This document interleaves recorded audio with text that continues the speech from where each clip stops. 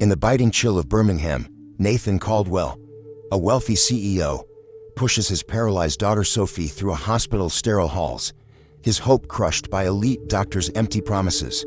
Outside, a scruffy 11-year-old boy, Leo Carter, in tattered boots, dares to speak. "I can make her walk again." Nathan scoffs, dismissing the urchin's audacity. How could a street kid challenge medical experts? Yet Leo's unwavering gaze and Sophie's curious spark ignite a dangerous question. What if he's right? As prejudice clashes with possibility, a hidden truth waits to unravel, promising a miracle in a forgotten park. Will Nathan's pride blind him, or will Leo's improbable vow change their lives forever? Dive into this gripping tale of courage and redemption. Don't miss out. Like, share, and subscribe to our channel for more inspiring stories that challenge the odds and ignite hope. Join us to uncover the extraordinary. The Birmingham morning hung heavy with a biting chill, the city shrouded in thick fog that seemed to choke the air, mirroring the suffocating despair gripping Nathan Caldwell, the 48-year-old CEO of Caldwell Enterprises. His tailored gray suit, once a symbol of his commanding presence, did nothing to hide the hollow exhaustion carved into his sunken eyes or the slump of his broad shoulders as he emerged from the Children's Medical Center. Beside him, his 10-year-old daughter, Sophie, sat in her wheelchair, her pale blonde hair veiling a face drained of color, her legs motionless since a car accident 2 years ago shattered their world. The hospital's sterile hum, beeping monitors, the sharp tang of antiseptic felt like a prison, each specialist's refrain of "we've done all we can" tightening the noose around Nathan's heart. As he pushed Sophie toward their sleek black SUV, her soft voice pierced the silence. "Dad, look at that boy over there. What's he drawing?" Nathan followed her gaze to a weathered bench where a boy, about 11, sat hunched over a tattered notebook, sketching with fierce focus. His frayed jacket and duct-taped boots screamed hardship, yet he didn't beg or call out, his sharp brown eyes scanning the world with quiet intensity. "Probably just a street kid, Sophie," Nathan muttered, his voice rough, his mind clogged with the latest grim prognosis. But Sophie's eyes lingered, bright with curiosity. "He's not asking for anything," she said, tilting her head. "He looks different." As they passed, the boy looked up, his gaze locking onto Nathan's with a clarity that sent a shiver down his spine. "Sir," he said, his voice low but resolute, cutting through the fog like a blade, "I can help your daughter walk again." Nathan stopped dead, his hands tightening on the wheelchair's handles, his breath catching as if the words had struck him. He turned, staring at the boy, disheveled black hair, a thin frame wrapped in worn clothes, but a conviction radiating from him that felt almost unnerving. "What did you just say?" Nathan demanded, his tone a volatile mix of shock and irritation, certain this was some cruel scam. "I can help her walk," the boy repeated, unflinching, his eyes steady, devoid of deceit. Sophie leaned forward, her voice soft but eager. "Who are you?" she asked, her curiosity slicing through the tension. The boy offered a small, genuine smile. "I'm Leo Carter." Nathan scoffed, his instincts screaming to dismiss the absurdity. "You? A kid who looks like he hasn't eaten in days. Don't waste my time." He moved to push Sophie onward, but Leo's voice held him fast. "I'm not selling anything, sir," Leo said, standing now, clutching his notebook. "My mom was a physical therapist. She taught me how bodies can remember how to wake them up. I've seen it work." Nathan's jaw clenched, torn between outrage and a flicker of desperation. "You expect me to believe that?" he snapped, crossing his arms. "What's your angle, kid? Money? Attention?" Leo shook his head, his expression earnest. "Just a chance, sir. 1 hour at Harrington Park to show her what she's capable of." Sophie's voice piped up, small but insistent. "Dad, please, let's listen to him. What if he's right?" Nathan glanced at his daughter, her wide eyes gleaming with a hope he hadn't seen in months. A passing nurse interrupted, waving cheerily. "Hey, Leo. Got any of those cookies you brought last week?" Nathan turned to her, startled. "You know this boy?" he asked, his voice sharp. The nurse nodded, her smile warm. "Oh, Leo's a fixture around here, helps patients, runs errands, cheers folks up. He's a good one." The endorsement cracked Nathan's skepticism, planting a seed of doubt in his ironclad defenses. He studied Leo, the boy's unwavering gaze unsettling him. "You're serious about this?"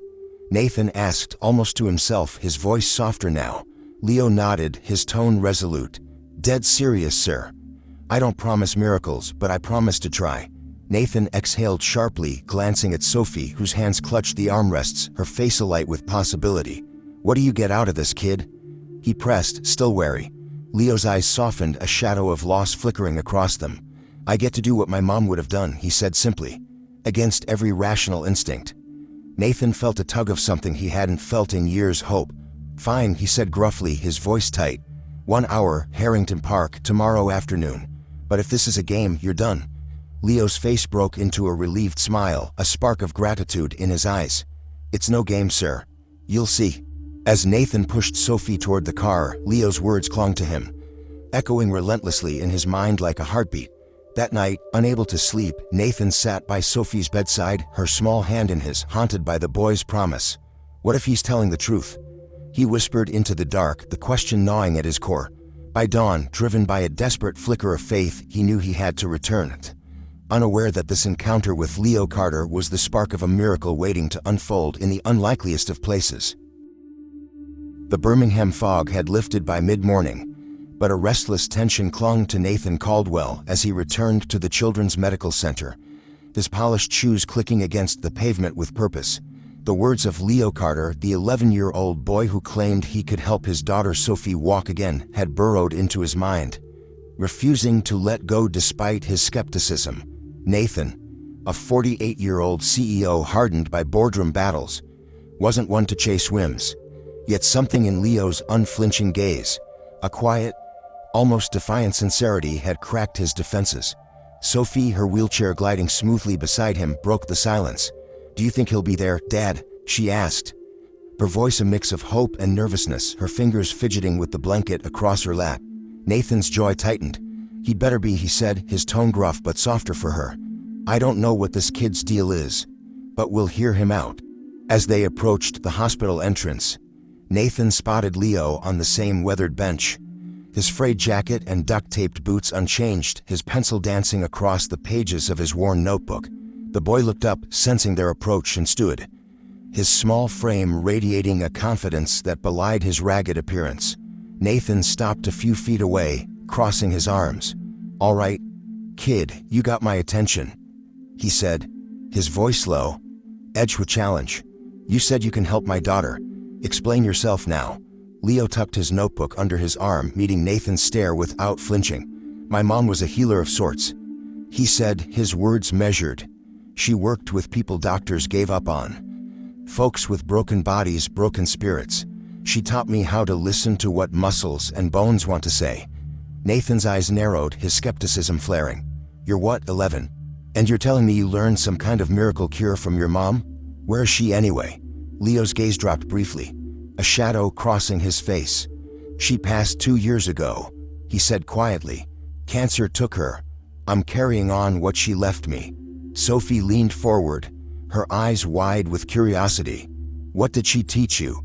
she asked, her voice cutting through Nathan's doubt like a beam of light. Leo knelt beside her, his expression softening.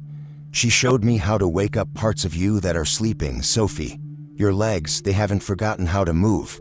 They just need someone to remind them." Nathan shifted, unconvinced but rattled by the boy's poise. "I've spent millions on specialists, kid," he said, his voice sharp. "Top surgeons, fancy machines. None of it worked. You expect me to believe a boy with a notebook can do better?" Leo didn't blink. "I don't need machines," he said. "I need time, and I need Sophie to trust me. My mom helped a man walk after 7 years in a chair. I watched her do it." A hospital orderly passing by paused, nodding at Leo. "Hey, Leo, you bringing those sketches to the kids' ward later?" he called. Nathan turned, his brow furrowing. "You know this boy?" he asked. The orderly grinned. "Sure do. Leo's a fixture here, cheers up patients, runs errands. Kid's got a heart of gold." The casual endorsement chipped away at Nathan's defenses, and he felt a twinge of unease. Was he dismissing something real? "What's in it for you?" he asked Leo, his tone still guarded. "You want something, name it." Leo shook his head, his voice firm. "I don't want your money, sir. I just want a chance to try. Give me 1 hour at Harrington Park this afternoon. Let me show Sophie what's possible." Sophie's eyes sparkled and she tugged at Nathan's sleeve. "Can we, Dad? please." For plea so rare and earnest pierced Nathan's heart. He exhaled, rubbing his temple. "You're serious about this park nonsense?" he asked, his voice heavy with doubt. Leo nodded, unflappable. "It's not nonsense. The open air, the ground under her feet, it's better than any hospital room. You'll see." Nathan studied the boy, searching for a crack in his story, but found only quiet determination. "1 hour," he said finally. His voice clipped. "If you're wasting our time, we're done."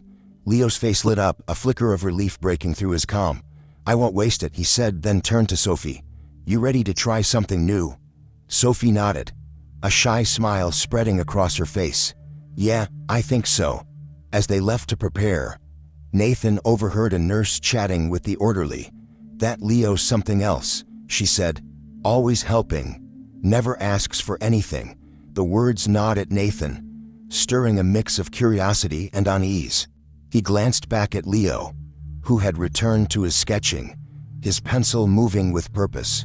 "What kind of kid is this?" Nathan muttered, guiding Sophie to the car. That afternoon, Harrington Park loomed under a gray sky, its rusted benches and patchy grass a far cry from the sterile precision of medical facilities. Leo was already there, standing by a rickety folding table, his tools laid out with care. A sack of warm rice, a scuffed tennis ball, a jar of cocoa butter. Nathan parked, his skepticism surging. "This is your clinic?" he asked, his voice dripping with disbelief as he helped Sophie from the car. Leo didn't falter. "It's better than a clinic," he said, kneeling beside Sophie's wheelchair. "No machines beeping. No cold walls, just us and the earth." Sophie giggled, her eyes scanning the park. "It's kind of nice," she said, her voice lifting. Nathan crossed his arms, his posture rigid. "What are those things for?" he asked, nodding at the table. Leo picked up the tennis ball, rolling it in his hand. "This wakes up your muscles, Sophie. The rice keeps them warm, helps them listen." He looked up at Nathan. "Can I start?" Nathan hesitated, then nodded curtly. "Go ahead, but I'm watching." Leo turned to Sophie, his voice gentle. "Okay if I touch your legs?" She nodded, her curiosity outweighing her fear. As Leo began, explaining each step with care, Nathan stood back, his heart a battlefield of doubt and fragile hope. A jogger slowed, glancing curiously, and Nathan felt exposed, but Sophie's soft laughter, a sound he hadn't heard in months, kept him rooted. Leo's hands moved with a quiet confidence, and though no miracles happened that day, Nathan sensed something shifting, a spark of possibility in the cold air. He looked at Leo, this boy who seemed to carry an unshakable purpose, and wondered what secrets lay in those sketches, what truths hid behind those steady eyes. The Birmingham chill deepened as Nathan Caldwell, the 48-year-old CEO of Caldwell Enterprises, maneuvered Sophie's wheelchair through the frost-dusted paths of Harrington Park, his mind a tangle of skepticism and reluctant hope. Leo Carter, the 11-year-old boy who'd promised to help 10-year-old Sophie walk again, had already won a small victory. Sophie's rare laughter during their first session, sparked by Leo's gentle explanations and makeshift tools, lingered in Nathan's memory like a beacon, yet doubt gnawed at him. Could this boy, with his duct-taped boots and second-hand jacket, really succeed where world-class doctors had failed? Leo stood by his folding table under a leafless oak, his breath visible in the cold, arranging his odd assortment of rice sacks, tennis balls, and cocoa butter with a precision that belied his age. Sophie's eyes lit up as they approached. "Leo, are we doing the ball thing again?" she asked, her voice bright with anticipation. Leo grinned, kneeling beside her. "Yep, but today we're adding a new trick, something my mom called talking to the ground." Nathan, bundled in a cashmere coat, raised an eyebrow. "Talking to the ground," he said, his tone sharp with disbelief. "What kind of nonsense is that?" Leo looked up, unfazed. "It's not nonsense, Mr. Caldwell.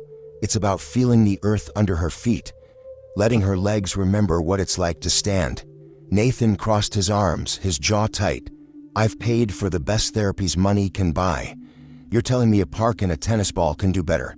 Leo's eyes held steady. "I'm saying Sophie's body knows more than any machine. My mom helped a woman stand after 8 years right here, in a place like this." Sophie tilted her head, curious. "Did your mom teach you everything?" she asked, her fingers tracing the edge of her blanket. Leo nodded, his voice softening. She worked with people no one else would touch. Folks at shelters, people with nothing. She said everybody has a story, and you just have to listen. Nathan's skepticism wavered, stirred by the boy's conviction, but he pressed further. And you think you can listen to Sophie's story? You're a kid, Leo. What makes you so sure? Leo stood, clutching a warm rice sack. I watched my mom do it, sir. I practiced with her patients when I was 6.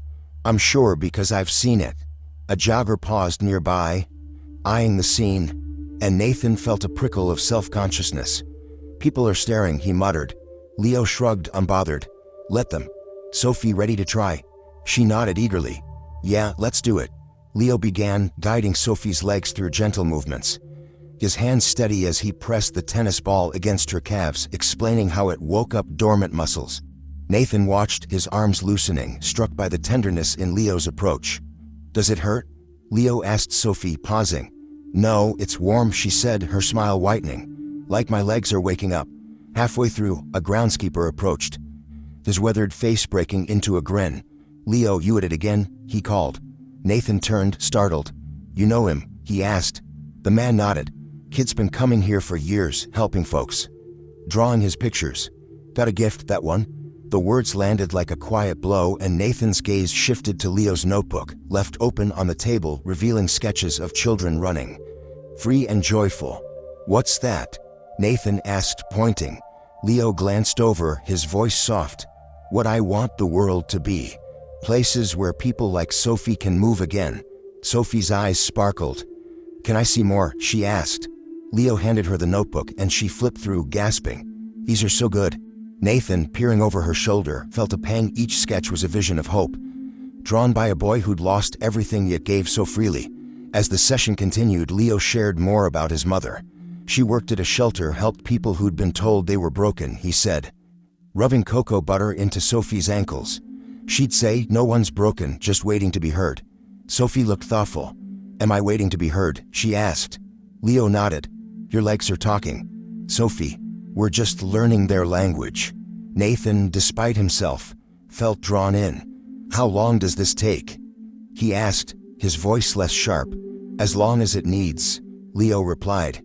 My mom took 9 months with one man. He danced at his daughter's wedding. A flicker of movement caught Nathan's eye. Sophie's toes twitched, faint but undeniable. Did you see that? He asked, his voice rising. Sophie squealed. I felt it. Leo's face lit up. That's your body remembering, Sophie. We're getting there. Nathan's heart raced, a fragile hope battling his ingrained cynicism. You're saying this is real? He asked, almost pleading. Leo met his gaze. It's as real as you let it be. As the session ended, a small crowd of park regulars had gathered, drawn by Sophie's laughter and Leo's quiet focus. What's the kid doing? A woman asked her friend, their voices carrying. Nathan tensed, but Leo remained unfazed, packing his tools. Same time next week, he asked Sophie. You bet, she said, her smile radiant. Nathan hesitated, then spoke. Why are you doing this, Leo? Really? Leo looked at him, his voice steady. Because Sophie smiled today. That's enough for me. Nathan stood speechless, watching Leo sling his bag over his shoulder and walk off, his silhouette small against the darkening park. In the car, Sophie clutched Leo's notebook, which he'd let her borrow. He's different, Dad, she said, her voice odd. Nathan nodded, his throat tight. Yeah, he is. That night, as Sophie slept, Nathan flipped through the sketches, each one a testament to a boy who saw possibility where others saw ruin. A memory surfaced, his own childhood, scraping by. Dismissed as just another kid from nowhere, Leo's words echoed. No one's broken.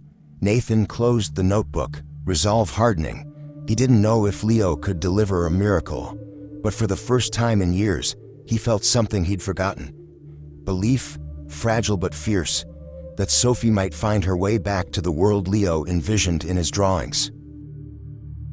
The cold bite of Birmingham's winter had softened, but the weight of hope and fear still pressed heavily on Nathan Caldwell as he stood in Harrington Park, watching his 10-year-old daughter, Sophie, grow stronger under the guidance of Leo Carter, the 11-year-old boy whose improbable promise to help her walk again had upended their lives.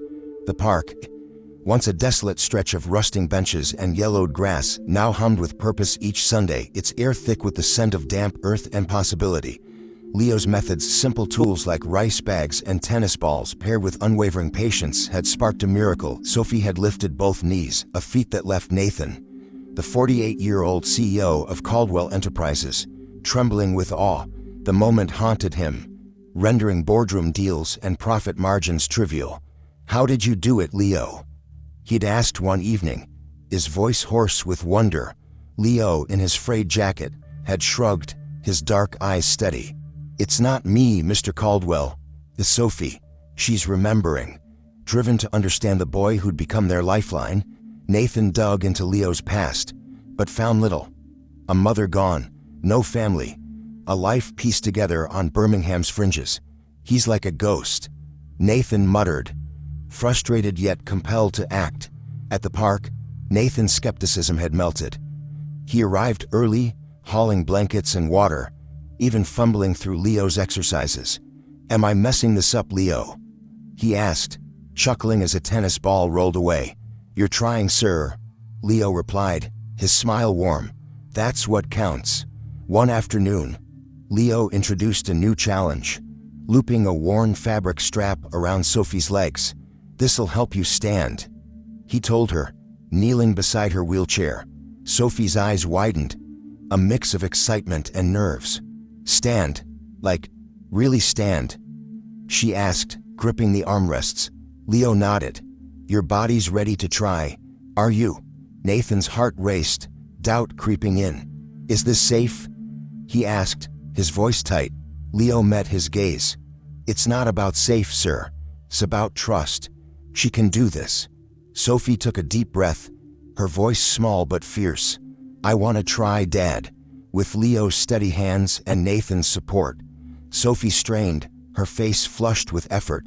And then, miraculously, both knees rose, higher than ever before. "I did it," she gasped, her laughter echoing. Nathan's eyes stung, his voice breaking. "You're incredible, Sophie." He turned to Leo, gripping his shoulder. "You're incredible." Leo shook his head, deflecting. "It's her strength, not mine."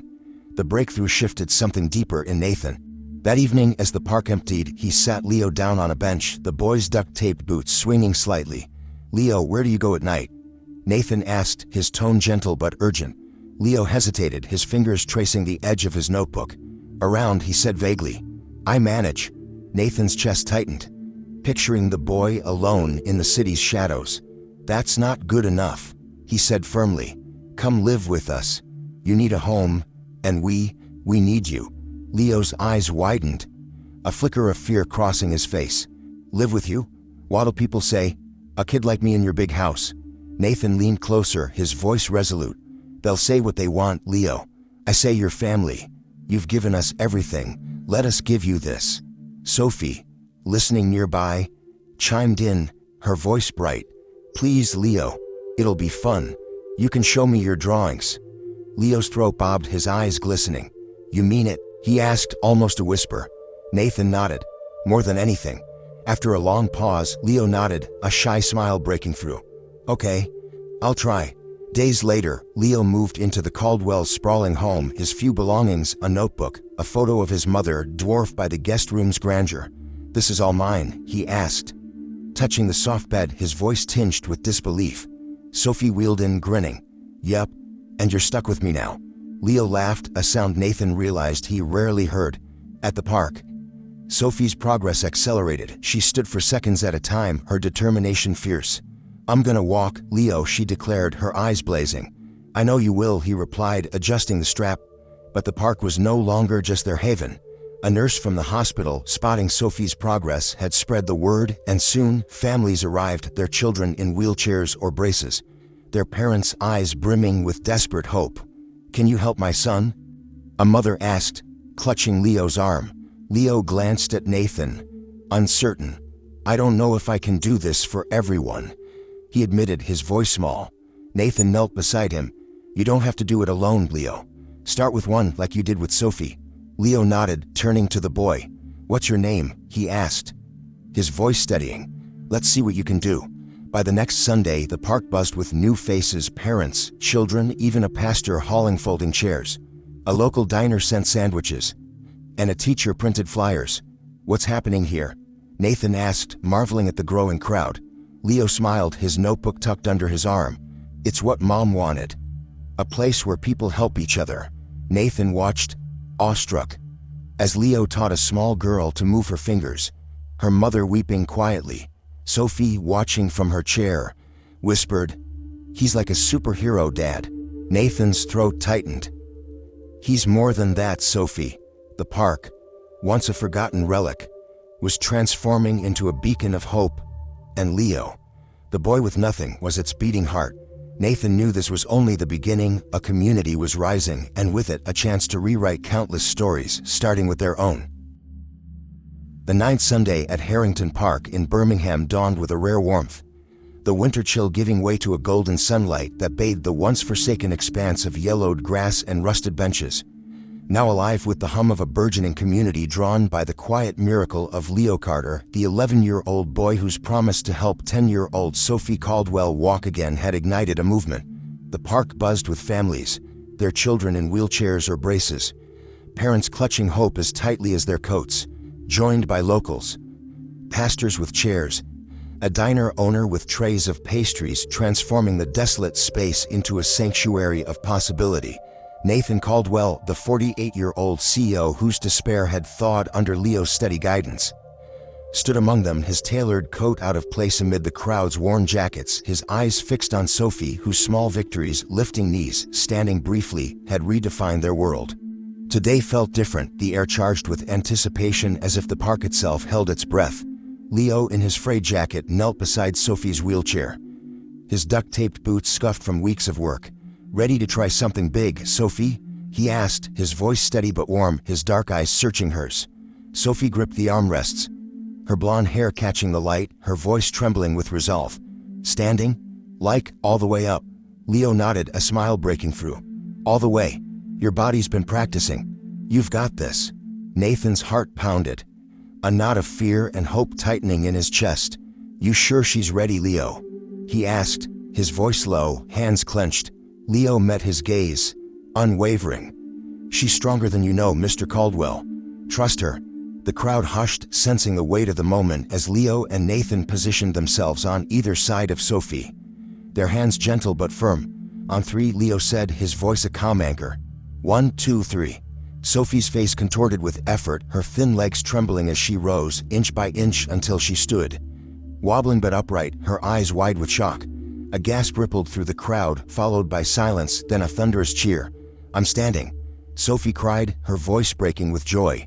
Nathan's breath caught, tears blurring his vision. "You're doing it, Sophie," he choked out, his hands steadying her. But Leo's voice cut through, calm and focused.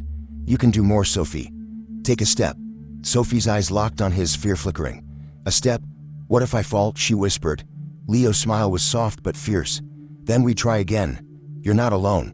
With a shaky breath, Sophie moved one foot forward, then another, her steps unsteady but deliberate, each one a defiance of 2 years' despair. The crowd erupted, some weeping, others clapping, as she took 3 steps before collapsing into Nathan's arms. "I walked, Dad," she sobbed, her laughter mingling with his tears. "You did, baby," Nathan whispered, holding her tight, his voice raw. He looked at Leo, awestruck. "You kept your promise." Leo shook his head, wiping his eyes. "She did the work. I just showed her how." As dusk settled, the park remained alive. Families lingering to share food and stories, the air thick with gratitude. A local reporter approached, notebook in hand. "Leo, can I tell your story?" she asked.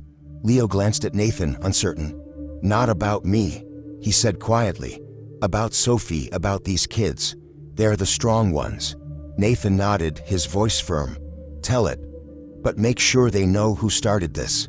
The article, published days later, spread like wildfire, drawing doctors offering pro bono advice, a scholarship fund for Leo, and therapists eager to learn his methods. Harrington Park became a weekly pilgrimage, each Sunday swelling with new faces, children practicing under Leo's gentle guidance, parents learning his mother's techniques. "You're not broken," Leo told a shy boy, adjusting a rice bag on his leg. "You're just finding a new way to be strong." Sophie, now taking a few steps daily, watched from her chair, sketching the park in her notebook.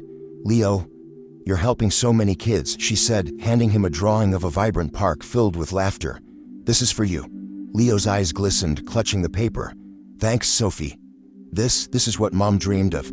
That night, under the park's lone oak, Nathan sat with Leo, the boy's notebook open to a sketch of his mother's face.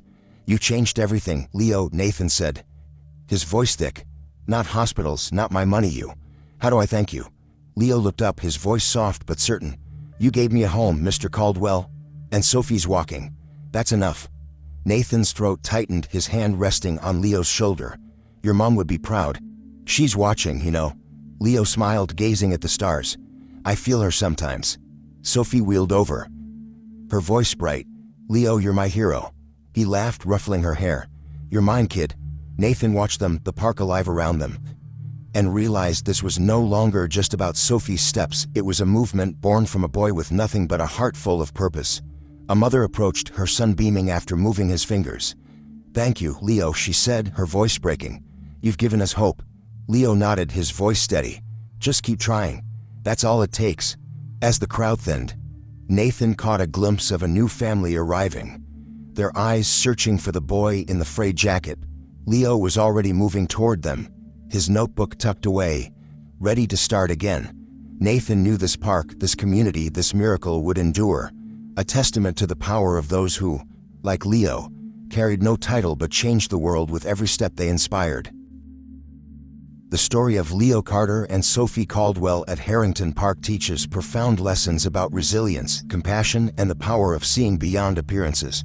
Leo, an 11-year-old boy with no resources, transforms lives through his mother's simple techniques and unwavering belief in human potential, proving that greatness needs no title or wealth. His persistence, despite loss and hardship, shows that purpose can triumph over adversity. Sophie's courage to face fear and take her first steps reflects the strength found in vulnerability and trust. Nathan's journey from skepticism to embracing Leo as family underscores the importance of humility and openness to unlikely heroes.